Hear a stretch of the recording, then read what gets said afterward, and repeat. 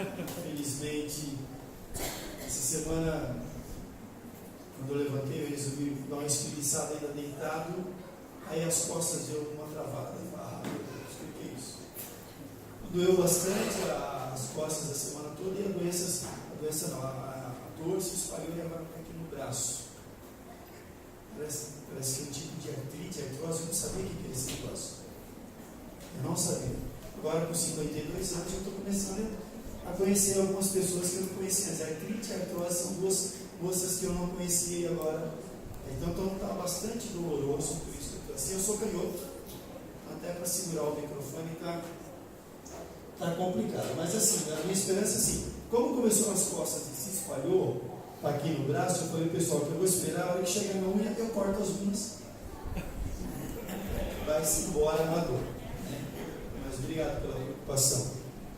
Vamos meditar na palavra do Senhor, então.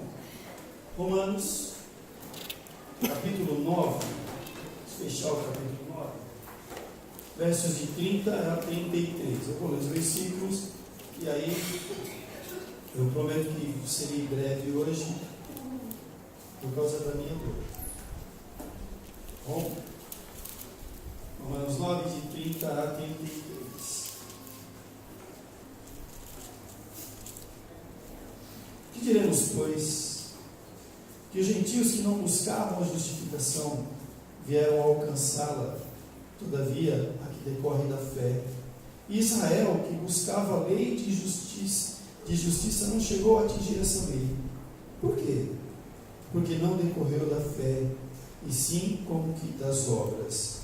Tropeçaram na pedra de tropeço, como está escrito: eis que conheciam a pedra de tropeço e rocha de escândalo, e aquele que nela crê não será confundido.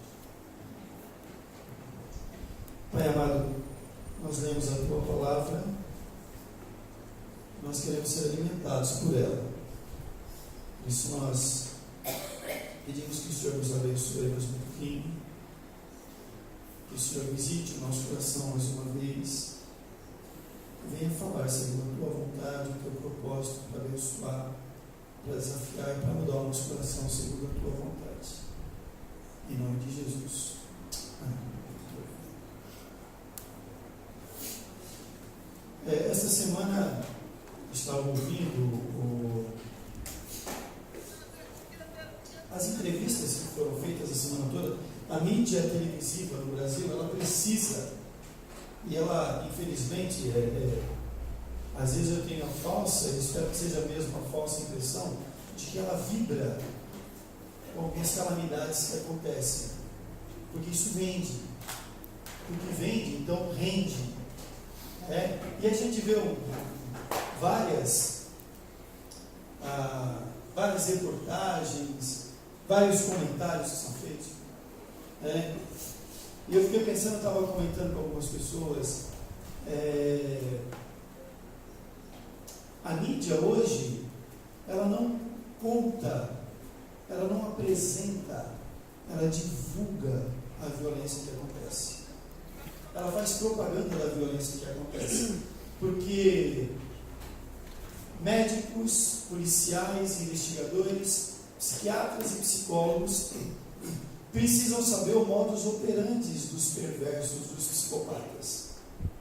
Precisam saber como que a coisa acontece passo a passo, para poder pesquisar, para poder estudar e entender o comportamento dos psicopatas,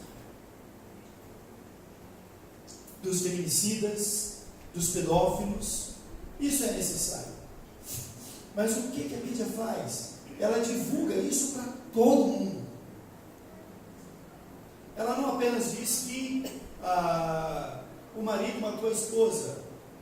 Ela mostra ele batendo nela dentro do carro, depois na calçada, no elevador, mostra a mancha de sangue nas paredes e o corpo dela despencando pela janela. Entra na escola e mostra os cadáveres espalhados e filmagem de como é que os meninos mataram as crianças e os funcionários que estavam ali. Isso também é perverso, porque isso vem fazer com que eu e você gente comum que está em casa assistindo, fique cada vez mais paranoico, com medo, porque não são só crianças, são crianças, adolescentes, adultos, senhores, senhoras, professores e funcionários. Está todo mundo vulnerável. Ninguém agora está livre dessa violência que nos cerca. Isso também, e o que mais me preocupa, alimenta outros perversos que estão assistindo, que estão adormecidos, que estão calados, e quando eles assistem na televisão, eles pegam a receita de como cometer tamanha crueldade novamente. Mas esse não é o tema para a gente estar conversando hoje. Eu me lembrei disso tudo porque isso tem trazido muita angústia ao nosso coração, essas coisas todas que têm acontecido, e infelizmente, como a mídia, a televisão ficou a semana inteira apresentando, entrevistando, falando, infelizmente, nos próximos dias aconteceram coisas muito semelhantes a essas. E infelizmente é assim que funciona. Porque a imprensa está divulgando a violência, está vendendo a violência. Cabe a nós, crentes, orarmos, vivermos o Evangelho, testemunharmos o Evangelho e fazermos isso da maneira correta. E hoje eu queria refletir um pouco com os irmãos sobre o que é a maneira correta ou incorreta de fazer as coisas, o jeito certo de fazer as coisas. Entre as pessoas entrevistadas, vítimas daquela violência, sobreviventes da violência, estava lá um sobrevivente. E o repórter foi conversar com aquele sobrevivente e dois. O primeiro foi uma mãe que não quis conversar muito com o repórter e agradeceu a Deus pelo livramento. E lamentou e intercedeu pela família daqueles que foram assassinados. Aí o que chamou mais atenção foi o segundo relato, a segunda entrevista de um sobrevivente que contou o que tinha acontecido. E no final da entrevista ficou muito claro que se tratava de um crente, de uma pessoa crente. Porque ela disse assim: na Bíblia está escrito, caiu 1000 ao teu lado, 10.000 à tua direita, e tu não serás atingido. Alguém dá uma glória a Deus? Eu lamentei. Eu ouvi aquilo e falei: meu Deus do céu, o que é isso? O que essa pessoa está dizendo?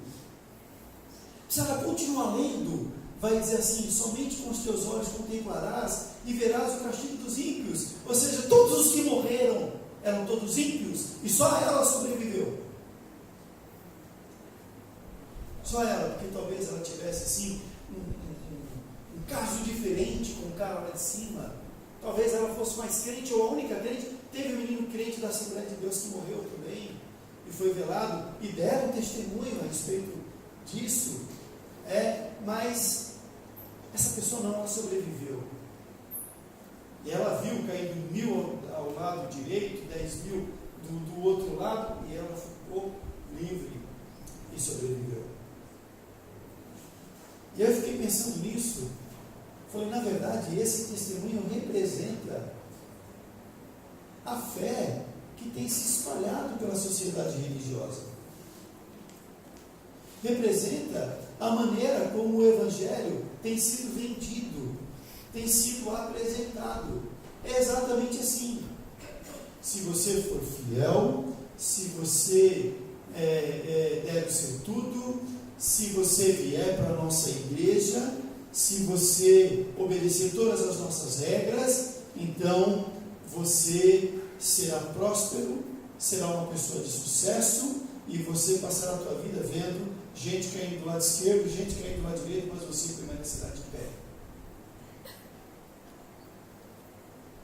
Eu só acho que ela não continuou porque pela idade ela não sabia o que estava falando.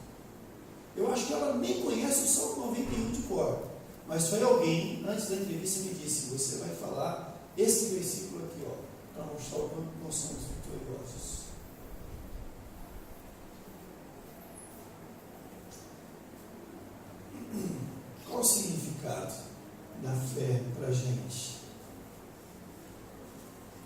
que é fé para nós?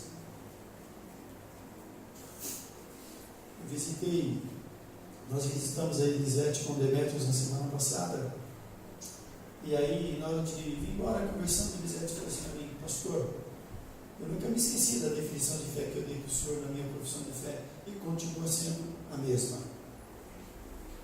A Elisete, logo da sua conversão, morava no Francisco Morato, e ela veio para Caieiras e foi passar pelo conselho para professar fé. Eu era presbítero naquela época, então eu já sou pastor há 26 anos, então já faz quase 30 anos que isso aconteceu. Nós éramos jovenzinhos ainda, adolescentes naquela época, e aí eu perguntei para ela como presbítero: o que é fé para você? Ela ficou pensando, recém-convertida, primeiros passos na fé, primeiros contatos com a Bíblia. Ela pensou e falou assim: fé? A fé para mim é assim. Eu moro num lugar que é muito perigoso. Eu chego da faculdade todo dia meia-noite. Aí eu saio da estação de trem, eu tenho que atravessar uma viela bem comprida e escura. Fé para mim é eu atravessar aquela viela sabendo que Deus está comigo e que Ele vai me ajudar a atravessar. Eu disse para ela: foi a mais bela definição de fé que eu já ouvi em toda a minha vida, e continua sendo. Conceito de fé nós temos, e a definição bíblica de fé nós temos, que é a certeza das coisas que se esperam e a convicção dos fatos que a gente não vê. Mas na prática, como isso funciona? E ela me deu uma aula de como é que isso funciona na prática. É Deus comigo, não importa onde seja no escuro ou seja no claro. É Deus comigo, conforme alguns cantam, abrindo o mar, ou se Ele não abrir o mar, me fazer andar por sobre as águas, ou se não abrir o mar e não me fazer andar por sobre as águas, comigo lá no fundo do mar, embaixo do tsunami, embaixo da enchente, seja onde for. Essa é a vida prática de fé. O apóstolo Paulo escreve aqui aos Romanos, a gente está estudando isso já há algum tempo. Na semana passada o pastor Everson falou sobre o capítulo 9, e no capítulo 9 Paulo ele fala dessa questão da salvação e da escolha de Deus. Olha, ele fala da vontade soberana de Deus em escolher quem Ele quer, mesmo que implique em quebrar paradigmas, dogmas, regras, culturas ou costumes. Ele abençoou o mais moço, que é Jacó, e despreza o primogênito, que é Esaú. Era a regra, era nisso que eles acreditavam. Deus vai lá e abençoa quem Ele quer abençoar. Ele escolhe quem Ele quer e salva quem Ele quer.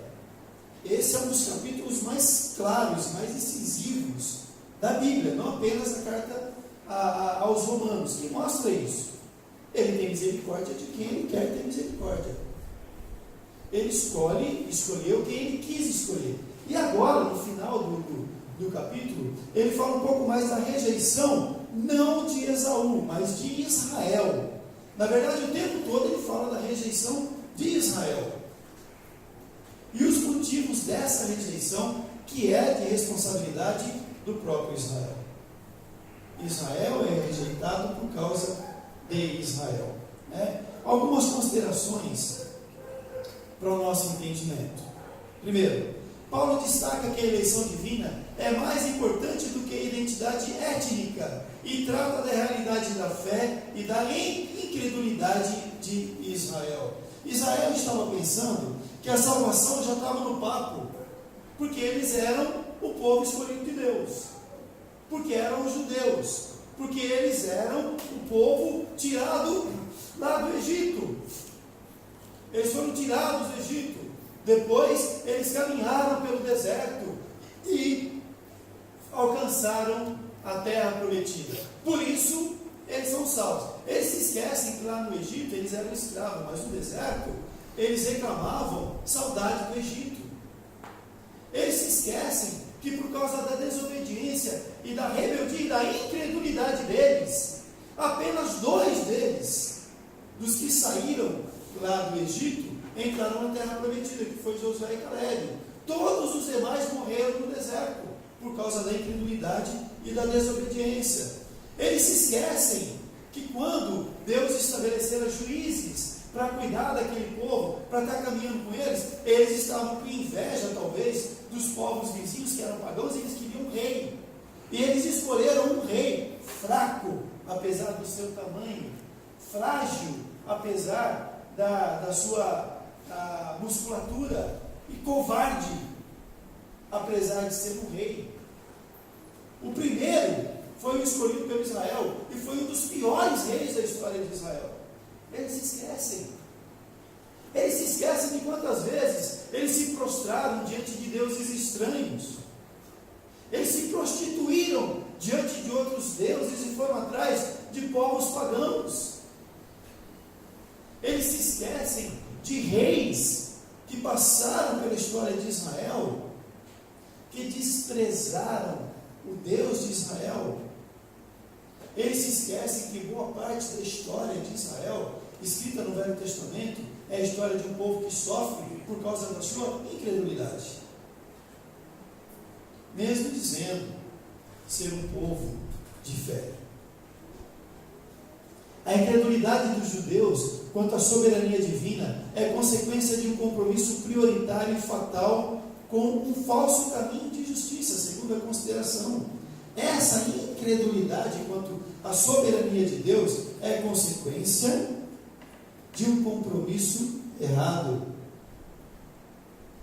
de um olhar errado. Eles tinham na cabeça deles todos os conceitos da religiosidade judaica. Eles sabiam quem Deus era. Eles conheciam a história do Egito de cor. Eles sabiam da história desde a criação de Adão, Eva. Eles sabiam quem era o pai Abraão. Eles sabiam da história de Jacó e de Esaú. Eles sabiam quem era Moisés. Eles veneravam e amavam a história de Davi. Eles sabiam. Eles tinham todos esses conceitos. Eles tinham a história gravada. Porém, o compromisso deles, a prioridade deles, era com o falso caminho de justiça. Os olhos não estavam postos no Deus soberano, no Criador do universo. Outra consideração: ele, o apóstolo Paulo, viu a soberania divina e a culpa da obstinação humana como os dois lados da realidade. Analisando a história de Israel, pela graça e soberania de Deus, os gentios que não buscavam a justiça divina, agora a receberam mediante a fé em Cristo. Olha as contradições e os paradoxos que Paulo consegue perceber. É Israel o tempo todo em busca dessa justiça, em busca dessa bênção que eles não alcançam. E de repente, Paulo se levanta, depois de cair do cavalo, ouve a voz do Senhor, sai caminhando e ele sai falando para aqueles que não eram judeus.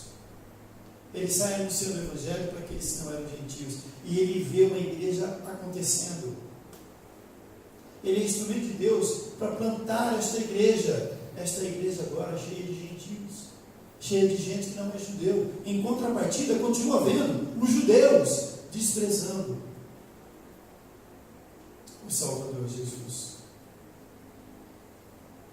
Caminhos diferentes. E, na boa, acho que nenhum profeta,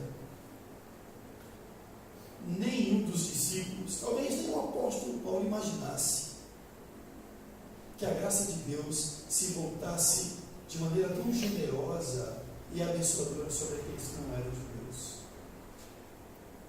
E é isso que agora ele aprende. Outra consideração: Israel, como povo, falhou em recebê-la, em receber essa justiça, porque a buscava por uma estrada em que ela não poderia ser encontrada. E qual estrada era essa? A estrada dessa suposta fé a estrada do esforço, a estrada do mérito. E nessa estrada, a justificação não está. Essa estrada não conduz para o caminho da justiça de Deus. Essa estrada não conduz para o alto. Essa estrada pode, quando muito, alcançar um suposto sucesso, quem sabe o que de prosperidade, de prazer nessa caminhada, mas não é a estrada da justiça divina. Não é a estrada conduzida pela graça de Deus, da salvação. Essa é a estrada que os judeus continuavam caminhando. Outra consideração: Cristo foi para os judeus como uma pedra de tropeço. A gente vê o profeta Isaías dizendo isso lá no capítulo 8, versículo 14, depois 28, 16, e os judeus tropeçaram nesta pedra. Israel tropeçou nessa pedra, qual o apóstolo Pedro também se refere. Jesus é a pedra. Ele é a pedra de tropeço, porque eles estavam caminhando pelo caminho que eles escolheram, que eles decidiram. Um caminho cercado também por arrogância, por soberba, e de repente uma pedra foi posta no caminho deles, e eles tropeçaram nessa pedra, porque essa pedra indicava uma mudança de rumo, uma mudança de caminhada. Essa pedra apontava para a vontade de Deus. Os judeus tropeçam nessa pedra. Os gentios, eles tiveram o seu pecado, a sua incredulidade, até então, esmagados por essa pedra, que é a manifestação da graça do Salvador. Agora, algumas considerações para a nossa reflexão. Primeiro, às vezes, nós buscamos a coisa certa, mas do jeito errado. Você já teve essa sensação? Ou você já foi obrigado a concordar que às vezes você está buscando a coisa certa do jeito errado, e é tão errado que até você tinha que escrever uma palavra errada, tinha que ser errado. Está faltando um R ainda errado. Né? Depende da região que a gente seja, né? Você já teve essa sensação de que você até queria fazer do jeito certo, mas não estava percebendo que o jeito era errado? Você até queria fazer a coisa certa. Quanta gente por aí não está querendo servir a Deus? E olha, por mais que eu critique que eu não dei um glória a Deus para a entrevista que eu vi, não tenho dúvidas de que aquela pessoa estava querendo fazer a coisa certa. Ela queria dar um testemunho do livramento de Deus. Ela queria testemunhar de que Deus estava ali. Ela queria fazer a coisa certa, mas do jeito errado. Você pode falar, como assim? Ela falou de um versículo bíblico e você está dizendo que usou a Bíblia, é o jeito errado? Do jeito que ela pensa. Quantas pessoas não fazem isso o tempo todo? Quantas pessoas não aprenderam e dizem que aprenderam na Bíblia que a gente tem que ser cabeça e não cauda na nossa caminhada? Pegam conceitos errados a partir de um texto bíblico, que é a palavra de Deus, que é certo, e trilham por um caminho errado, que os distancia da vontade de Deus, da essência da palavra de Deus. Às vezes, e outro dia uma pessoa me perguntou, falou, nossa, mas às vezes você recebe tantas bênçãos de Deus. Eu digo, todos nós recebemos bênçãos de Deus o tempo todo. E por que você não testemunha? Depende. Eu já testemunhei aqui, faz tempo que eu não testemunho, de quando eu caí no poço com 1 ano e 8 meses de idade. Caí num poço cheio de água, e devia ter uns 10 metros, quase 10 metros da margem até o posto, uns 5 metros de água. Eu fiquei quase 30 minutos dentro desse poço, cheio de água, com 1 ano e 8 meses de idade. E eu estou aqui vivo, falando com você hoje. Me levaram para o hospital, o médico disse: ele não caiu no poço porque ele não bebeu água. Não tem água no pulmão dele. Ele não bebeu. E ficou assim, ó, afundando e subindo toda hora. E só quem não perdeu nada fui eu. Minha mãe perdeu os cabelos, porque arrancou quando viu. Meu tio perdeu, sei lá, a pressão foi lá para cima, quase desmaiou. Todo mundo adoeceu e eu de boa. De boa, fui um spa, 1 ano e 8 meses de idade. Então isso é testemunho. Mas outras coisas não. Porque as coisas que eu tenho que testemunhar para você, elas têm que abençoar a tua vida. Não tem que causar em você nenhum tipo de revolta contra Deus. Porque o Senhor fez por ele, não fez por mim. Não tem que, o seu testemunho não tem que causar inveja em mim. Não, é para abençoar. Mas às vezes nós buscamos sim a coisa certa. Falar de Deus, falar da palavra, seguir a Deus, trilhar por um caminho, nós fazemos do jeito errado.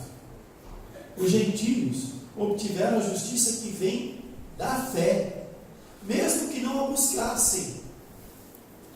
Os caras nem sabiam o que era fé, mas eles foram salvos, eles foram justificados, alcançaram a bênção de Deus por causa da fé. Enquanto que Israel, que buscava uma lei que trouxesse justiça, não alcançou essa justificação. Israel que tinha a coisa certa, Israel que tinha os mandamentos, tinha os escritos de Moisés, Israel que tinha o Cristo, que nasceu lá, não alcançou. E aqueles que eram de fora, eles foram abençoados por Deus.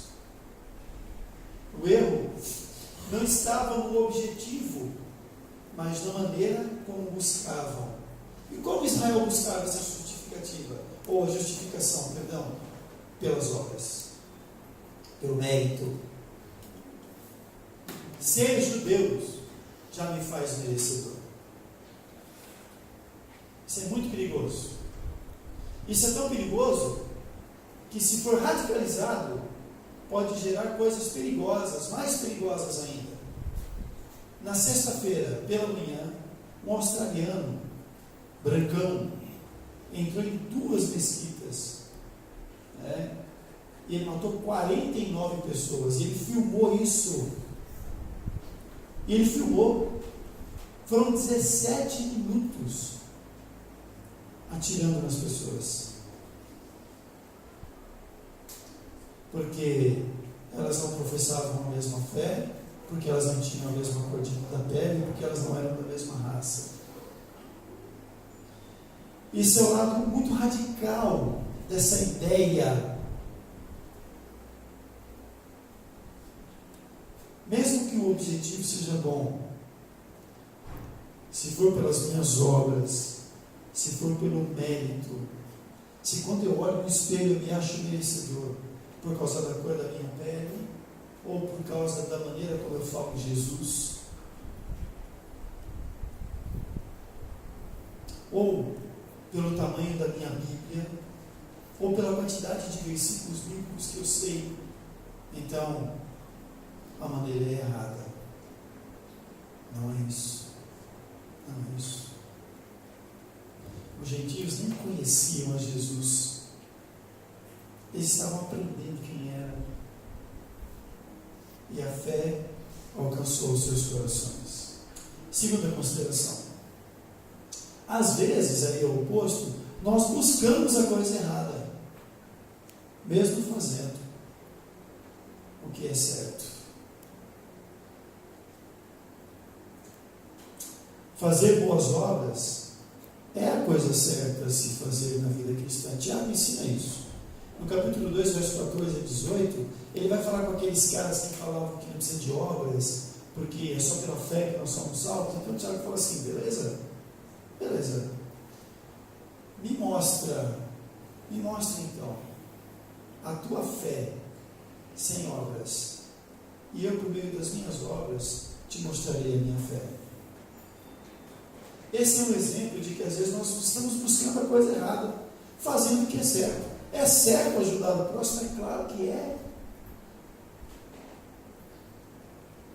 É certo estar preocupado, fazer trabalhos voluntários? É certíssimo. É claro que é. Agora, por que eu estou fazendo isso? O que eu estou buscando? Quando eu faço boas obras, o que eu estou buscando? Quando eu trago alimentos para a cesta básica, ou quando eu dou dinheiro para um mendigo na rua, o que eu estou buscando? Eu estou buscando amar cada vez mais a Deus, o meu próximo, ou estou buscando ser merecedor da salvação? O problema é o que nos motiva a praticar coisas boas.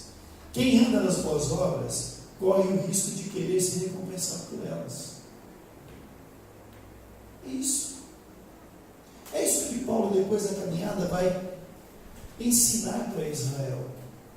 Se você anda só pelas boas obras, então você deseja ser recompensado por elas.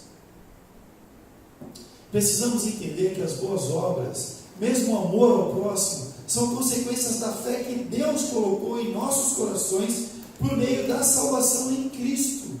O contrário disto pode ser soberba e arrogância. Então, na nossa caminhada, aquilo que nós fazemos, a maneira como nós amamos, terão valor, serão a coisa certa, do jeito certo, quando forem consequências da fé. Fé que Deus colocou em nossos corações. Fé que eu não tenho nem a capacidade de produzir. A fé que vem de Deus. Os israelitas tinham certeza que eles mereciam. Certeza absoluta. Os gentios, eles perceberam quem eles eram. E aí eles se prostraram. Um amigo pastor uma vez, ele falou assim, cara, eu estava pensando, eu já cansei de ficar participando de congressos, de encontros de igrejas, e na verdade, às vezes eu acho que eu estou até cansado de pregar para a igreja, de pregar para crente. Porque o crente, ele acha que ele já é crente, então ele já está salvo, né? Ele já é merecedor dessa justificação, dessa salvação. Ele não se preocupa nem um pouco com santidade, mas como ele é crente, ele já acha que está salvo.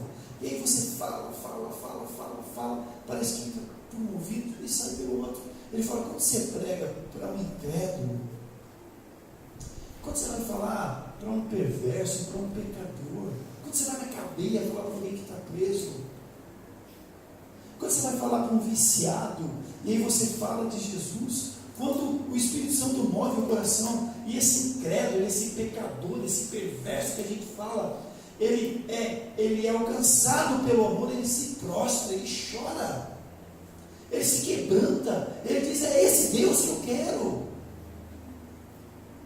No livro A Cruz e o Punhal, bem antigo esse livro, e depois tem um filme que chama Foge, Nick Foge, está contando a história de gangues dos Estados Unidos.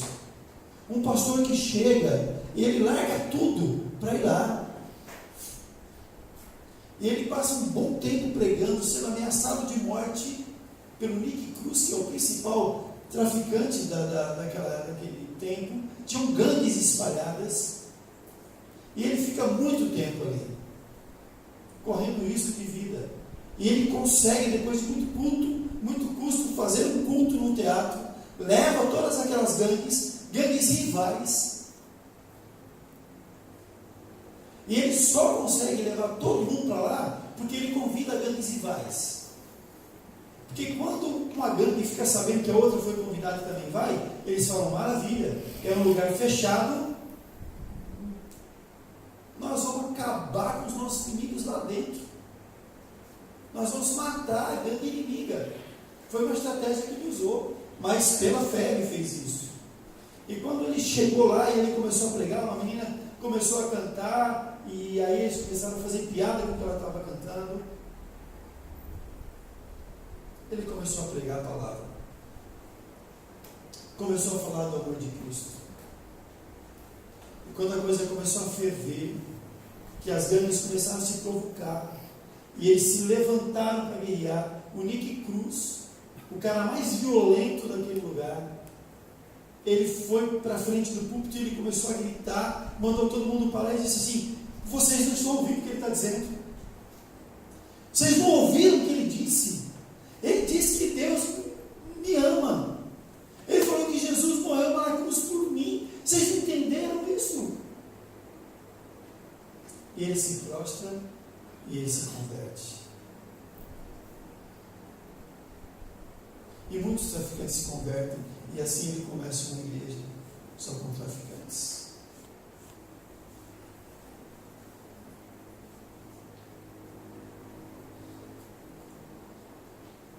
Nós corremos o grande risco de, como crentes, ou pelo menos crentes nominais, de entender que está tudo bem.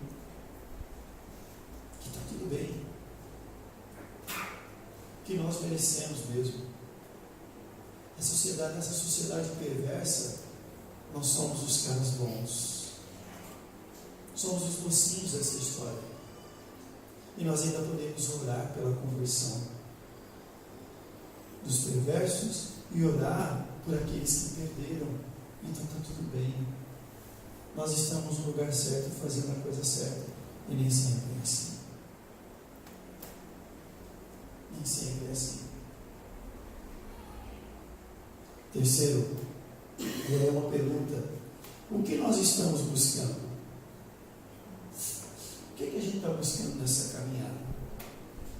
Justificação ou recompensa? A primeira justificação virá apenas pela fé. E é a fé, como eu sempre digo aqui, e a gente repete, fé que eu não tenho nem capacidade de produzir. Os gentios foram salvos pela fé. Fé que Deus colocou no coração deles.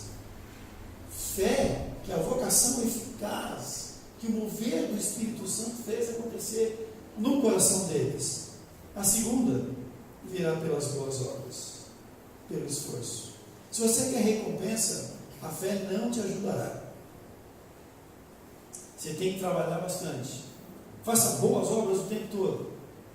Se esforce pra caramba.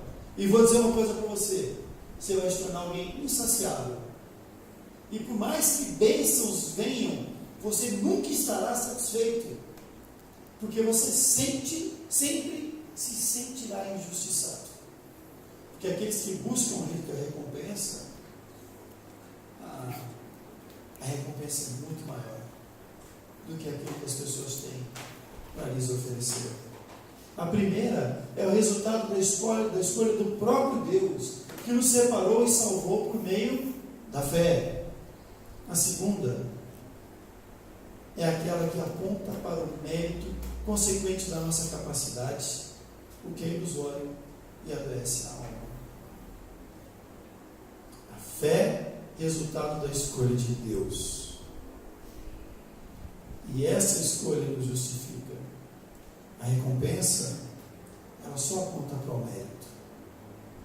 Nos faz perceber que somos merecedores, ou nos faz buscar esse mérito a cada dia, pela nossa capacidade. Isso é só uma ilusão que pode adoecer a nossa alma. O que é que nós estamos buscando nessa caminhada de vida? O que é que nós buscamos quando nós chegamos na igreja aqui pela manhã? Quando saímos de casa para vir para a igreja, o que é que nós estamos buscando aqui?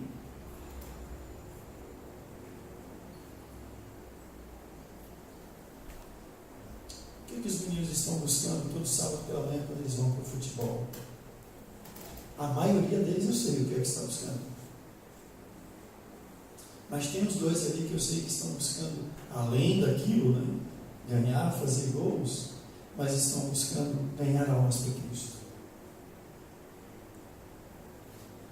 O que nós estamos buscando? Israel tropeçou em Cristo, que era pedra, quando buscava encontrar e fazer a vontade de Deus pela lei e obras. Cristo foi a pedra de tropeço e ainda é, pois aqueles que nele tropeçam têm a oportunidade de conhecê-lo e terem seus olhos abertos e os corações quebrantados e prostrados aos pés da cruz. Cristo continua sendo a pedra, para mim e para você também. E que bom que essa pedra ela pode ser um tropeço se nós caminharmos com os nossos próprios olhos, atendendo aos nossos próprios corações. Se nós caminharmos olhando apenas ao nosso mérito e recompensa, ela pode ser um tropeço e a queda pode ser muito feia. Mas essa pedra também será sempre um instrumento de Deus para esmagar os nossos pecados, para esmagar a nossa arrogância, para quebrantar o nosso coração e para nos colocar prostrados diante de Deus por meio de Jesus. Essa pedra vai me fazer sempre dizer assim: eu queria, mas eu não consigo. Eu sei que preciso, mas eu não posso. Eu queria tanto ser mais santo que sou. Eu até tento, mas eu não consigo. Eu queria ser um melhor marido, eu queria ser o melhor pai. Eu queria ser um pastor segundo o coração de Deus. Eu queria tanto me libertar de algumas coisas que me incomodam, que me escravizam. Eu tento, mas eu não consigo. E aí, essa pedra que é Jesus, ela me faz perceber quem eu sou. E que realmente eu não posso. E que realmente eu não consigo. Mas Ele estende as suas mãos para me abençoar. Para fazer por mim. Para fazer em mim a sua vontade. Para mudar aquilo que precisa ser mudado. Para me salvar, para me justificar. Me fazendo uma nova criatura, me dando agora a certeza de que sou filho de Deus por meio de Jesus. Não porque eu possa, não porque eu consiga, não porque eu merecesse, mas porque Deus fez isso. Pelo seu amor, pela sua soberania e por sua maravilhosa graça. Quais são as pedras de tropeço que nós encontramos pelo caminho? Tem gente que enxerga a pedra em tudo quanto é canto. O que é que tem nos deixado prostrados nessa caminhada? O que estamos fazendo para Deus e para o próximo como obras decorrentes da nossa fé? São perguntas que a gente pode fazer. Mas se as pedras que eu encontro pelo caminho e que me deixam prostrado são os pecados que eu cometo, são as promessas que eu escuto, é a religiosidade que é imposta, então eu vou continuar sofrendo. Se aquilo que me deixa prostrado é a mensagem da cruz, é o que Deus fez por mim por meio de Jesus, então eu me prostro e me levanto, abençoado, justificado, para amar a Deus, para amar o meu próximo, para fazer a coisa certa, do jeito certo, não são do Espírito Santo de Deus. Vamos orar. Pai, obrigado, que mais uma vez meditamos na Tua Palavra, e a Tua Palavra realmente é o poder do Senhor para quebrantar o nosso coração. É o poder dinamitador que mostra quem nós somos, que quebra a arrogância, quebra a soberba, que nos faz perceber que nós não merecemos nada, absolutamente nada, que jamais será pelo nosso esforço, nem pela prática da lei, nem pelas boas obras que façamos, é sempre pela tua maravilhosa graça, por teu bondoso amor que produz fé no coração, e é esta fé que nos faz prostrar diante de ti. Nos ajude a caminhar assim, Senhor, de fé em fé. Nos ajude a caminhar, mesmo prostrados, mas sempre diante da cruz de Cristo, olhando para Jesus, o autor da nossa fé. Vem mudar aquilo que precisa ser mudado no coração da gente. Vem nos libertar, Senhor. Vem fazer nova todas as coisas, ó Pai. E vem sempre nos colocar no caminho de justiça.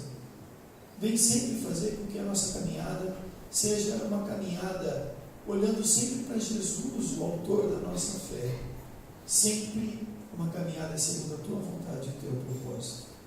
Em nome de Jesus. Amém. E agora, queridos, que a graça maravilhosa de Jesus, o grande amor de Deus, o Pai, a comunhão e as eternas consolações do Espírito Santo sejam sempre derramadas sobre cada um de nós que aqui estamos, hoje e até a volta gloriosa de Jesus.